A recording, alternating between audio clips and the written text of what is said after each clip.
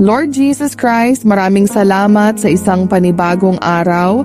Lord God, nagpapasalamat kami sa iyong walang katapusang pag-ibig at sa biyaya. Salamat po sa paggising namin ngayong umaga. Ang bawat hinga namin, ang bawat minuto ay isang regalong mula sa inyo.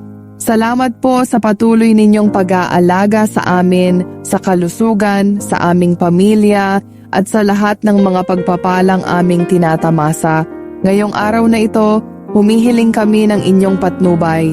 Bigyan niyo po kami ng lakas at tapang upang harapin ang mga hamon ng buhay. Gabayan niyo kami sa lahat ng aming mga desisyon at gawain, at sana ay maging mga instrumento kami ng inyong pagmamahal at kabutihan sa aming kapwa. Panginoon, sa bawat hakbang na aming tatahakin, sana ay matutunan namin ang magtiwala sa iyo. Palakasin niyo po kami upang magtagumpay sa anumang pagsubok na darating at bigyan kami ng karunungan upang gawin ang tama at makatarungan. Lord God, maraming salamat po sa mga simpleng bagay na madalas ay aming nakakalimutan. Salamat po sa mga biyayang hindi namin inaasahan, sa mga magagandang pagkakataon, sa mga bagong karanasan, at sa mga taong nagiging bahagi ng aming buhay.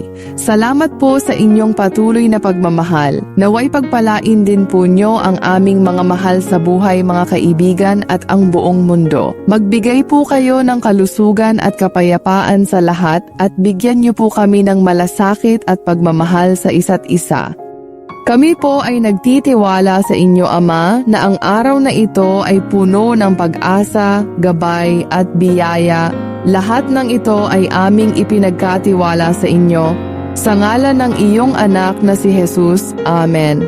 Kung naniniwala ka at sumasang-ayon sa mga dasal na ito, i-type mo lang ang Amen sa comment section. At kung nais mo pang marinig ang iba pang mga dasal at mensahe, huwag kalimutang mag-subscribe. Naway maging masaya at puno ng biyaya ang inyong araw. God bless you.